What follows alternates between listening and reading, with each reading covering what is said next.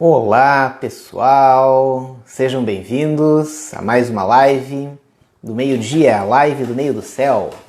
Hoje retornando às nossas interpretações de mapa astral ao vivo. Hoje vocês são convidados a acompanhar aqui comigo mais uma leitura comparada de mapas astrais de personalidades, de pessoas famosas, conhecidas, as quais não vão se chatear se a gente tomar os mapas delas de exemplo de aspectos astrológicos. Então, é que nem livros, né, que quando a gente... autores que já faleceram, né, muda toda a questão dos direitos, né, sobre a obra. E a gente também vai pegar o mapa de gente que já partiu, que não vai se chatear se a gente falar deles, né? Mas é claro que vamos falar bem, né? Vamos falar alguns aspectos um pouco pessoais e íntimos deles, mas também vamos falar bem. E hoje nada mais, nada menos do que dois artistas famosos do século XX. Nós já trouxemos aqui para este quadro, para este programa, cientistas, estadistas e artistas de vários tipos. Trouxemos já Fernando Pessoa, trouxemos Getúlio Vargas, Adolf Hitler e outros. E Fernando Pessoa foi um muito comentado, né? Rendeu bons comentários depois. E, bom, de artistas, então, vamos enriquecer aqui o nosso quadro de artistas. Infelizmente, aqui eu não estou com o mapa físico para mostrar para vocês, mas vamos lá. Vamos falar um pouco de dois grandes músicos do Brasil, da história do Brasil, e aprender algumas lições astrológicas com os mapas deles.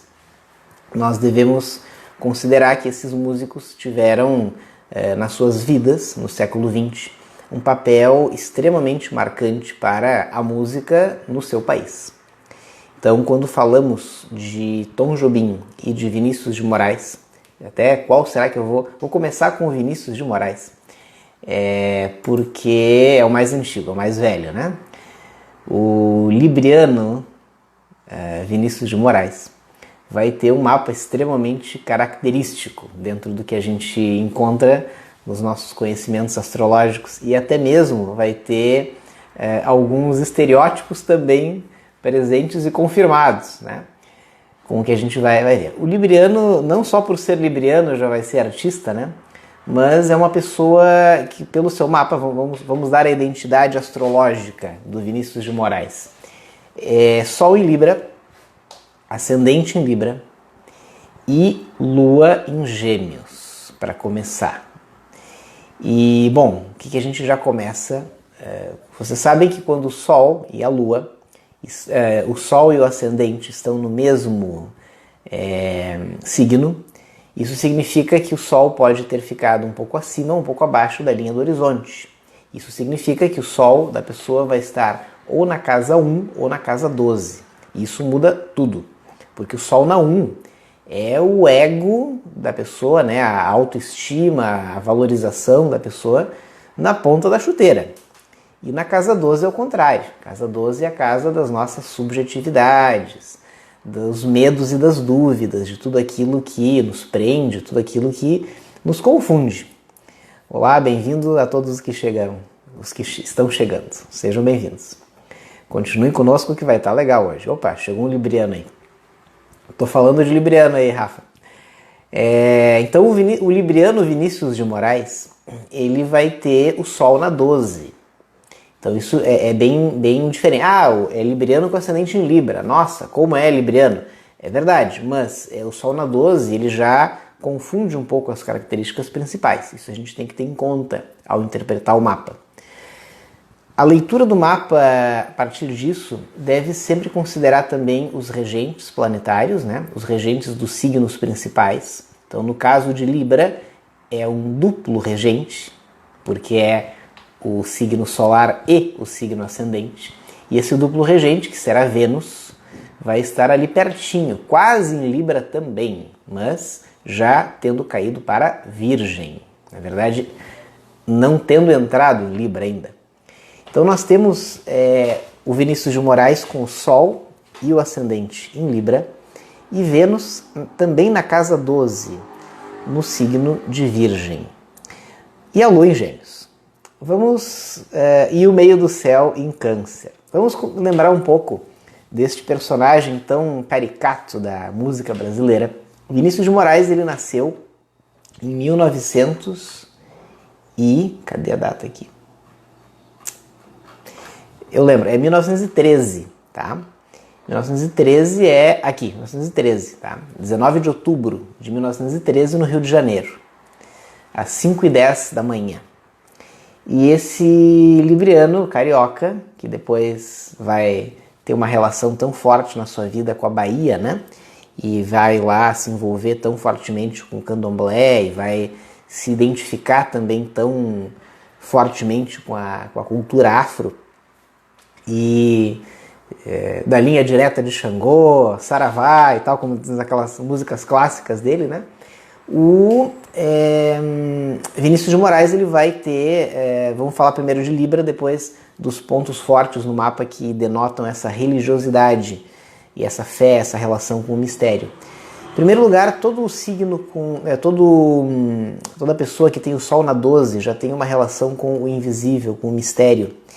E ele tem força na 12 e na 8. São as duas casas astrológicas que, entre outras coisas, nos indicam a nossa relação com o invisível, com o espiritual, com o oculto.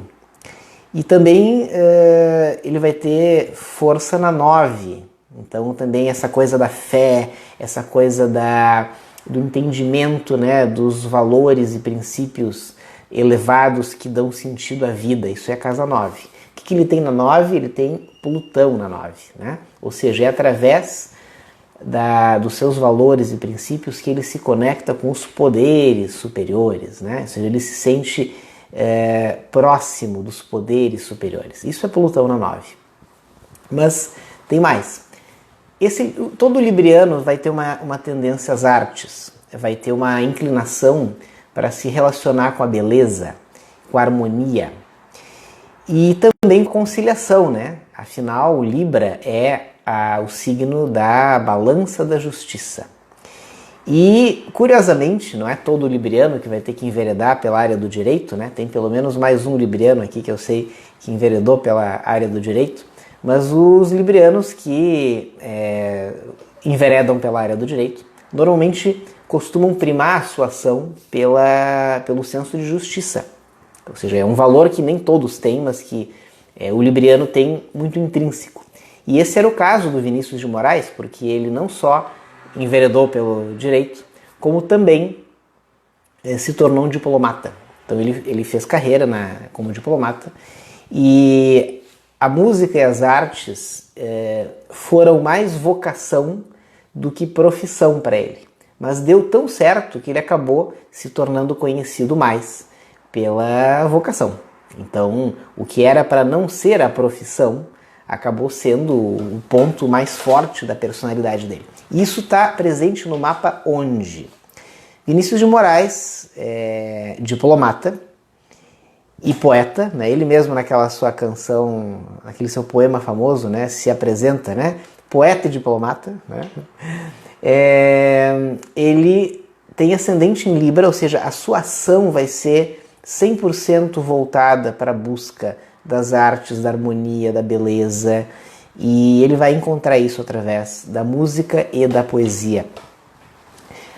O seu duplo regente, como falamos ao início, que é Libra, vai estar em Virgem, então isso facilita composição, escrita, a disciplina e o metodismo de quem compõe, cria, escreve, né? Virgem já está ligada à escrita. Então o seu duplo regente está em Virgem. Então o seu lado virginiano vai se perceber na sua composição, na sua impecável métrica e rima e ordem dos seus escritos. Quem conhece a obra dele, né? Ele tem livros de antologia poética preciosos, né? Recomenda-se para todo mundo que trabalha, estuda com poesia, leia, conheça o impecável Vinícius de Moraes, né? E além então dessa relação da métrica, da genialidade de achar as palavras unido com a beleza, com a facilidade de criar harmonia dos versos, a melodia, isso tudo é esse jogo Virgem e Libra. Virgem e Libra. Até agora, Sol e Ascendente em Libra, fortíssimos, com o duplo regente em Virgem, que é Vênus. Tá?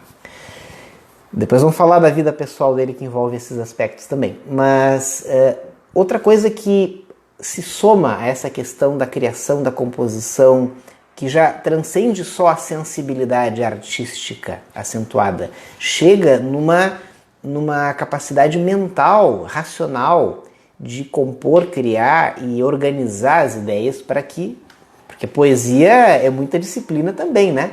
Não é só inspiração subjetiva, né? Mas ele tem a força da subjetividade pela casa 12. Tem o Sol na 12 e tem o seu duplo regente na 12. E ainda o duplo regente está em Virgem, da métrica, da estética, da ordem. Mas ainda por cima ele tem um reforço importante para essa questão da criação, que é a Lua em Gêmeos. A Lua é o nosso aspecto emocional, astral.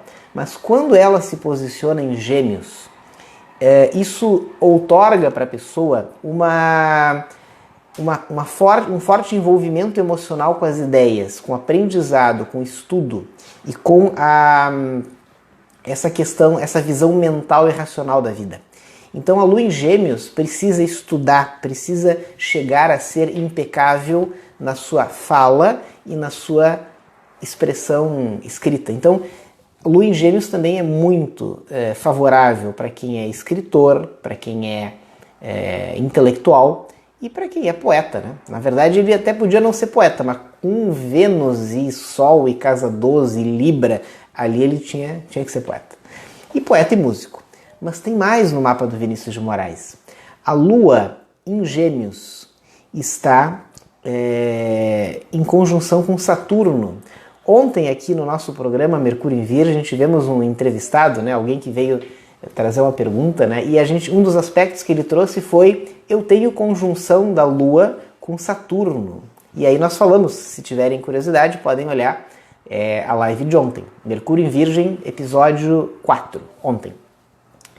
E eu explicava que a Lua e Saturno denotam, quando em conjunção, né, denotam uma forte inclinação para nostalgia, para melancolia, para uma saudade, né? A pessoa vive com uma memória saudosa daquilo que já aconteceu. Então isso é típico do emocional de quem tem Lua e Saturno em conjunção. E o Vinícius de Moraes tinha, vou falar para o nosso entrevistado de ontem que ele tem algo em comum com o Vinícius de Moraes. E a gente percebe, né, aquela sensibilidade de falar da saudade, da melancolia, daquele dengo baiano, né, de falar das pessoas e dos fatos e das memórias de maneira carinhosa e ao mesmo tempo nostálgica, muito conectado com o passado. Isso está muito presente na música e na poesia do Vinícius. E ele tem Lua em conjunção com Saturno. Na casa 8, que fala também do nosso passado, dos nossos eventos íntimos, guardados, aquelas emoções. Calma, pessoal, pequeno acidente quase imperceptível. Tá tudo bem aqui. Às vezes o celular cai, né? Isso acontece. Mas eu vou ter que tomar uma precaução aqui para que ele não caia mais, pessoal. Um segundinho, por gentileza. Eu acho que eu vou ter que fazer uma outra coisa aqui. Segundinho, detalhe. Legal quando dá acidente ao vivo, assim, é legal, né? Acho que todo mundo presta uma atenção, né? Acidente ao vivo. Aqui. Vamos ver se eu consigo. Eu não garanto que não caia de novo, tá?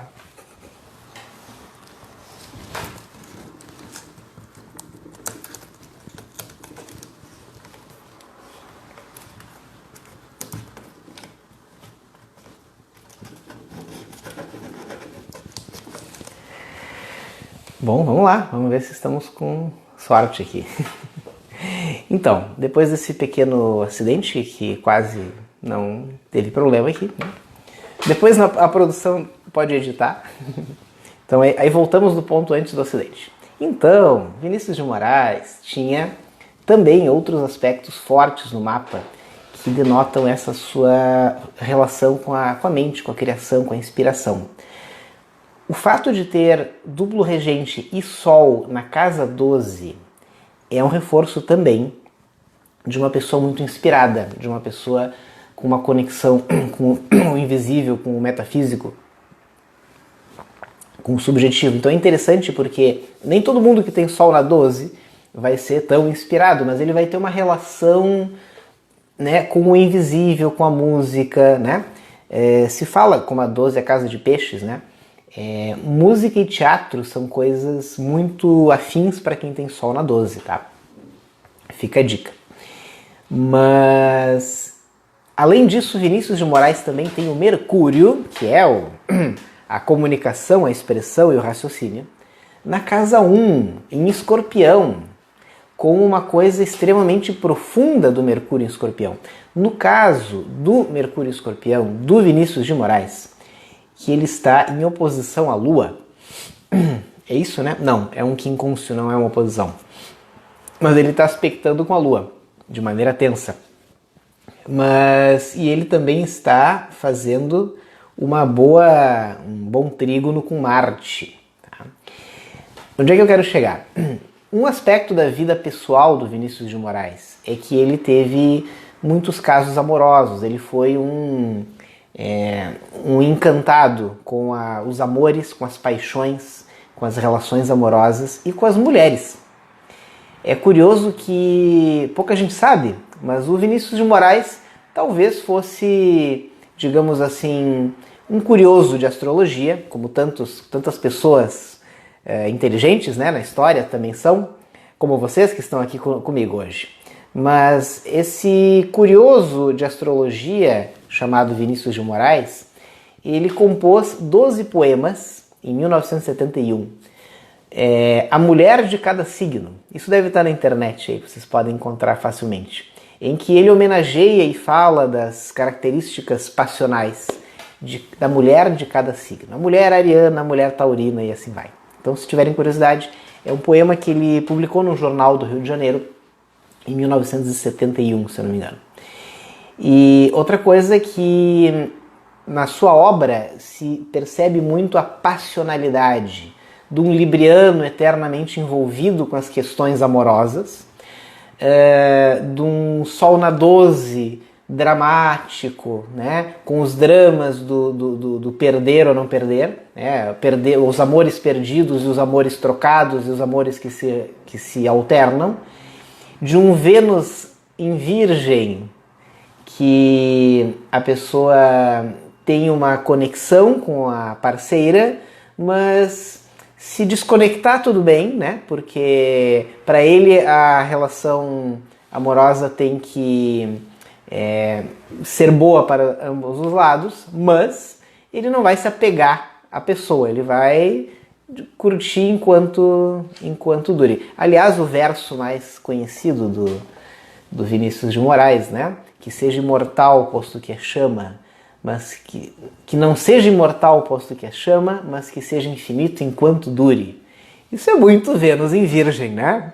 Vamos agora dar aqui análise astrológica dos versos também, né? Dos poemas. Isso é muito Vênus em Virgem. Que não seja imortal, posto que é chama, mas que seja infinito enquanto dure. Ou seja, não se apega, né? Isso é bem Vênus em Virgem. E o que acontece?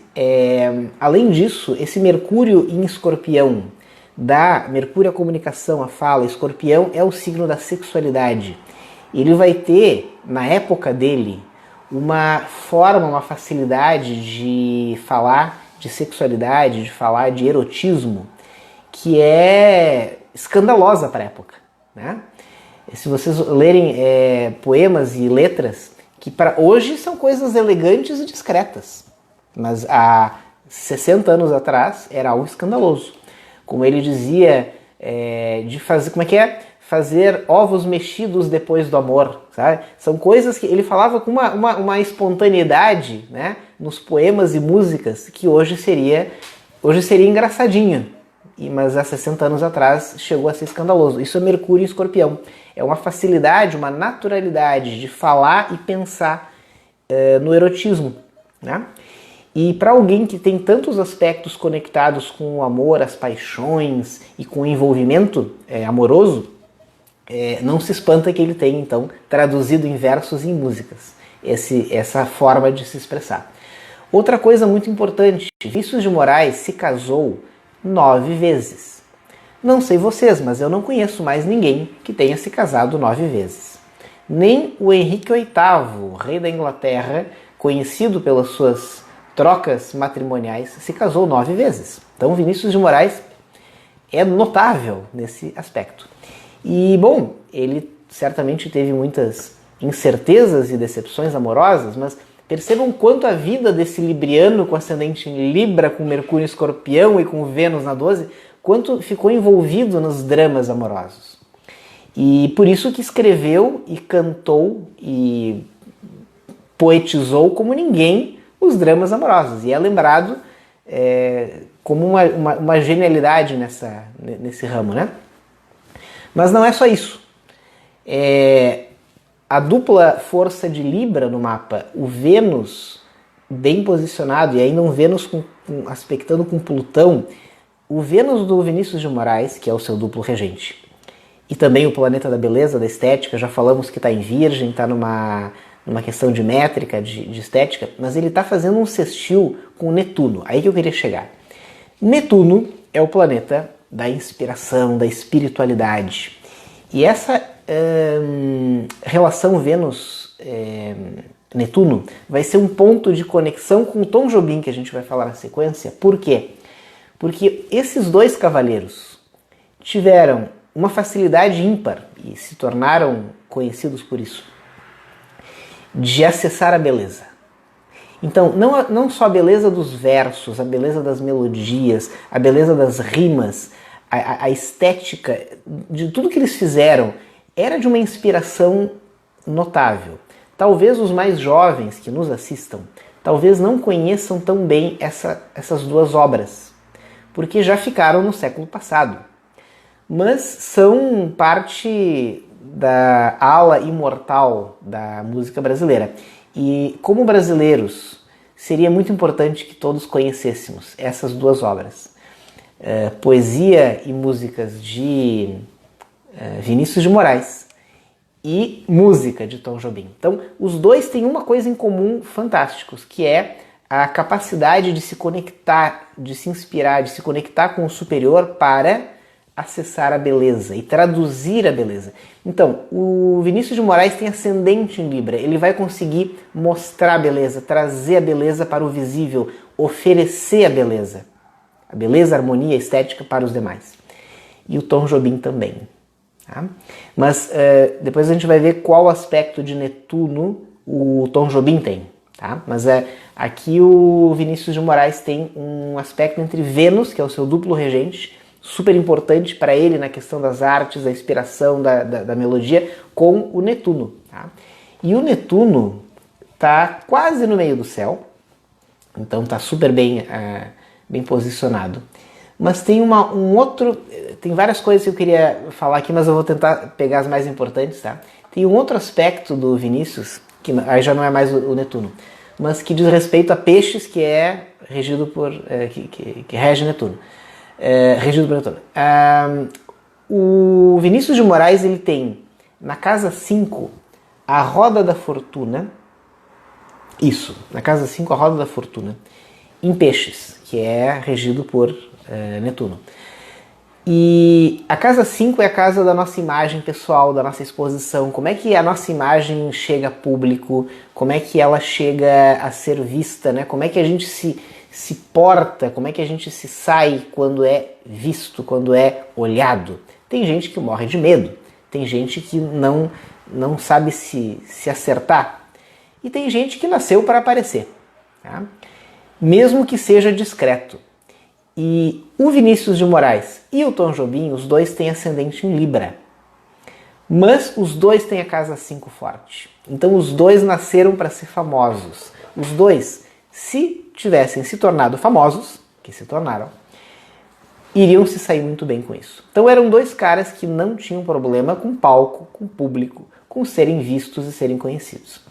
Depois a gente vai ver no mapa do Tom Jobim o que ele tem na 5, né? Na casa 5. Mas o Vinícius tem roda da fortuna. É um negócio, tipo, ele se sai muito bem. Ele se beneficiou muito com esse aspecto, né? Com o uso da sua imagem. E para fechar só, pra gente, vamos ter que ir pelo tempo ali, pular já pro outro, mais um aspecto que reforça a capacidade de criar e oferecer e comunicar a sua obra. Na casa 3, que é a casa dos nossos estudos, aprendizados e da transmissão dos mesmos, o Vinícius tem Júpiter. Então o Júpiter, que é o grande expansor, o grande benéfico, o planeta que indica onde que nós vamos ter abundância, fartura, o Vinícius tem na casa 3, a casa da oratória, a casa dos estudos, né? Onde mostra como a gente aprende e transmite o que aprendeu. Então, o Vinícius, além de poeta e diplomata, bem poderia ser professor, bem poderia ser um orador, e deve ter sido, porque diplomata, o pessoal da área do direito precisa exercer muito as suas funções oratórias. Tá? Bom, então isso para a gente aquecer os motores nessa primeira metade. Esses aspectos do mapa do Vinícius de Moraes, espero que vocês tenham encontrado alguns pontos em comum com o Vinícius. Aí depois, quando escutarem a obra do Vinícius, vão lembrar. Vamos agora falar de um dos seus grandes parceiros de vida, que foi o Tom Jobim. Lembrando que o Tom Jobim também... e o Tom Jobim, que era tão carioca, né, quanto possível, não nasceu no Rio de Janeiro, né? O Vinícius de Moraes, que era tão baiano, ele nasceu no Rio.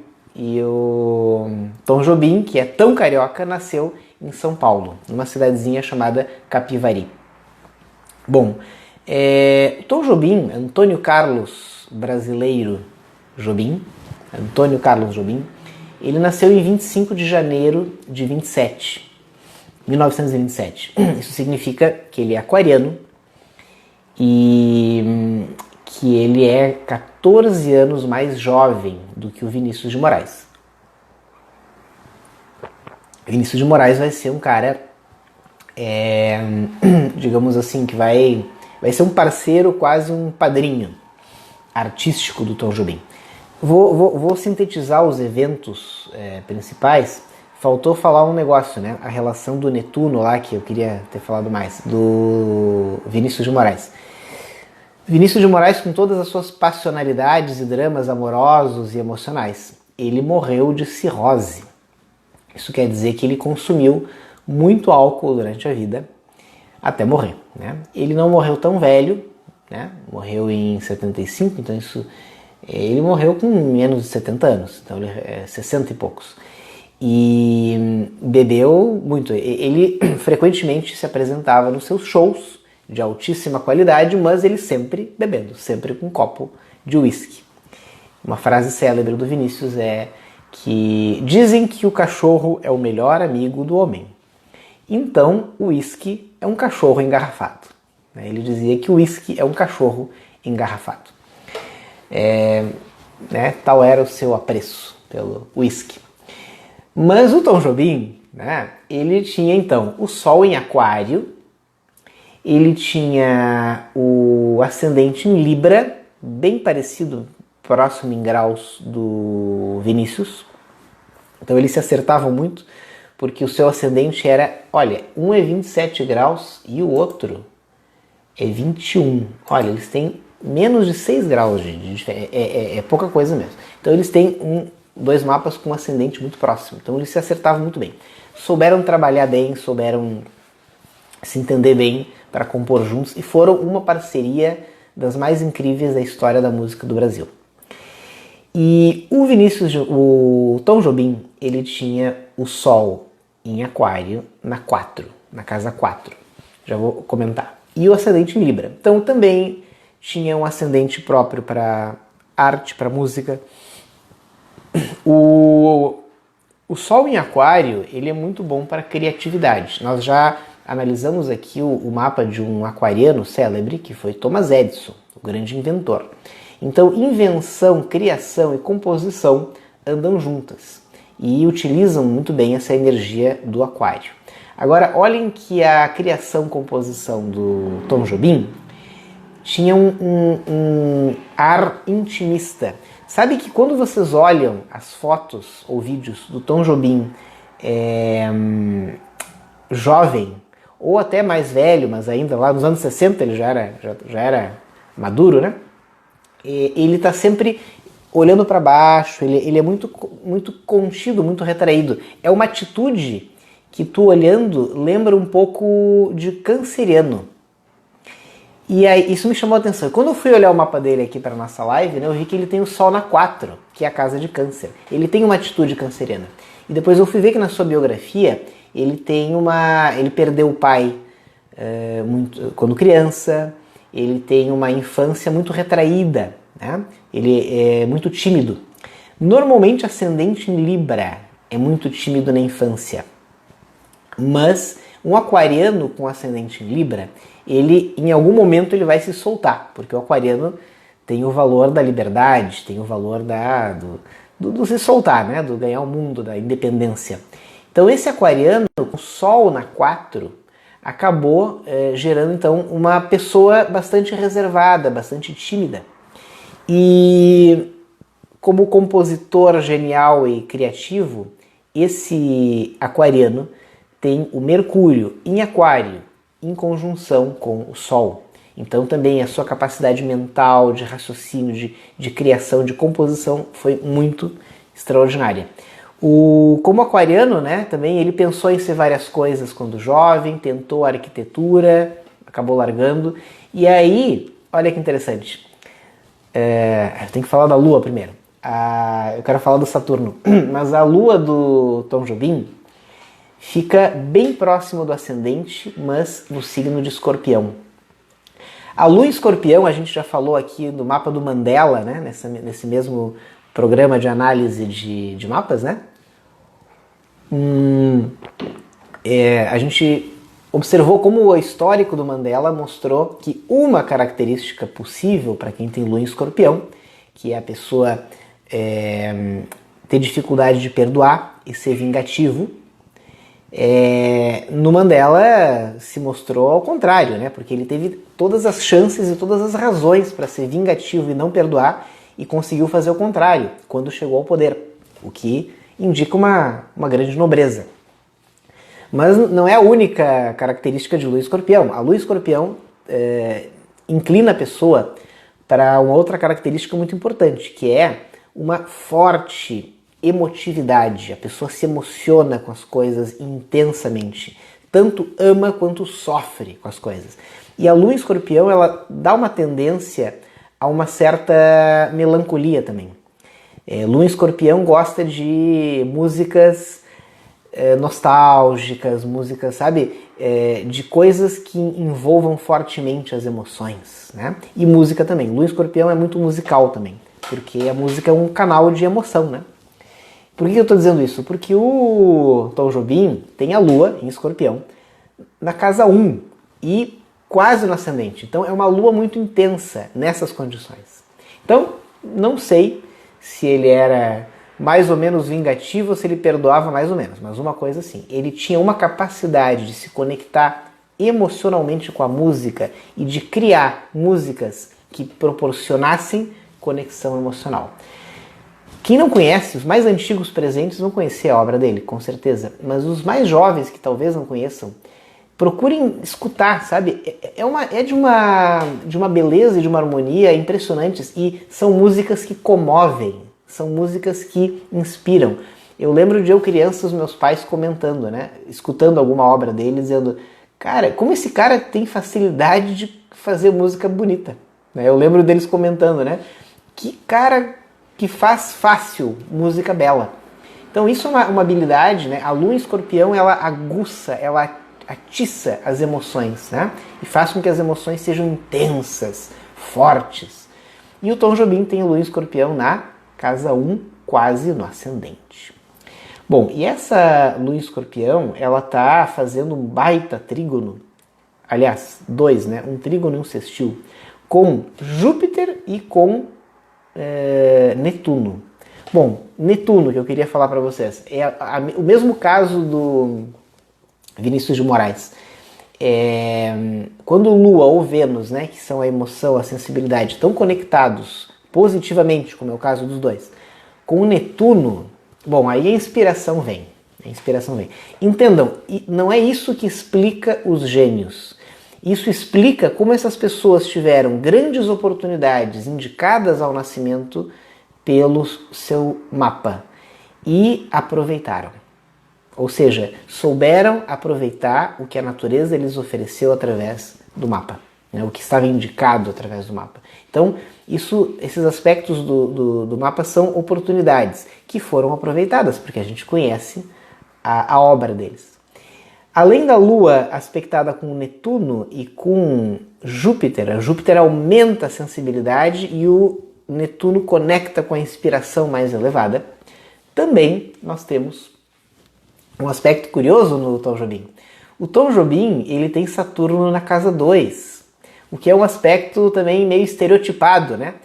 Tem níveis, né, pessoal? Tem os que não entendem nada de astrologia, que leem horóscopo de jornal e que julgam as pessoas pelo seu signo. Esse é o nível mais raso. Tem um outro nível um pouquinho menos raso, em que as pessoas já leram alguma coisa, já assistiram algumas lives, já ouviram falar alguma, e aí saem julgando. Quem tem Júpiter na 2 vai ficar rico. Ou quem tem Saturno na 2 vai ficar pobre, tá? Esse é um nível ainda raso, mas de quem já escutou algumas coisas, mas não aprofundou. Por favor, não fiquem nesse nível. Vamos juntos para um nível superior, né? Vamos para um nível mais culto, filosófico e tal. E esse nível é nós entendermos que, por exemplo, Saturno na 2. Não quer dizer que a pessoa vai ficar pobre, por favor. Mas quer dizer que ela vai ter... O Saturno, ele carrega um certo peso, né? De um certo esforço necessário para se conseguir as coisas de alguma casa. Então, no caso, a casa 2 rege a nossa relação com a matéria. Não só dinheiro, mas também dinheiro. Então, essa relação do Saturno na 2... indica que o Tom Jobim ele teve que construir a sua estabilidade, porque não veio de graça. Ele não é de família rica, mas ele até tinha uma certa base, mas ele teve que escolher ser pianista, numa época que não era tão difícil como hoje, para alguém viver da música, mas ele teve que escolher depois de tentar outras coisas mais lucrativas.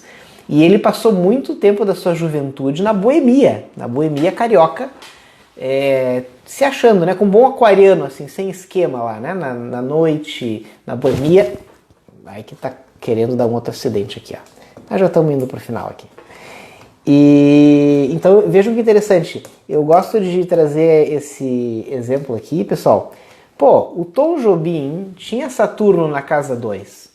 E construiu a sua estabilidade, ficou famoso, ficou, né, muito bem de grana e tal, e morreu feliz. Então, não me venham com desculpa de que eu tenho Saturno na 2, eu não consigo ganhar dinheiro, tá? Não, é questão só da gente se organizar para que os nossos esforços deem resultados, tá? Mas até o Tom Jobim tinha Saturno na 2 e deu jeito, né? Tipo assim, contornou. Então não é desculpa, tá?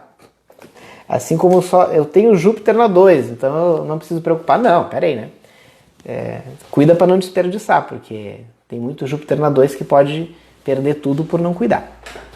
Então, o Tom Jobim tinha Saturno na casa 2, mas era um Saturno em Sagitário. O Tom Jobim tinha que passar uns anos da juventude na boemia, né? Não podia deixar, porque ele ia começar a se encontrar e construir o seu se achar no mundo ali, tinha que passar um tempinho na boemia também. Ele não era tão alcoolista quanto o Vinícius de Moraes, mas também gostava de um whiskinho, hein? Volta e meia tu vê ele nos shows lá com o seu copinho de whisky, tá? Bom, o que mais que temos do Tom Jobim? Bom, o tempo passa rápido aqui. Só aqui, né? Nós temos ainda o Júpiter na casa 5 e Vênus na casa 5 do Tom Jobim.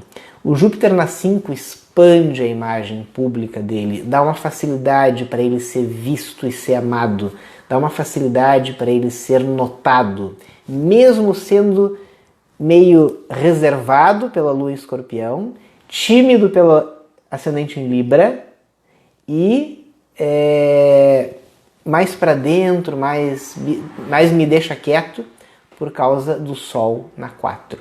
Então vejam que apesar disso, isso explica o que a gente via nos palcos, né? Ele era um cara muito na dele, era aquele ficava olhando pro piano, né? Tu nunca vê ele olhando para outro lado, ele só olha pro piano, né? Mas todo mundo enxerga ele, gosta dele e percebe ele. Então é Júpiter na casa 5.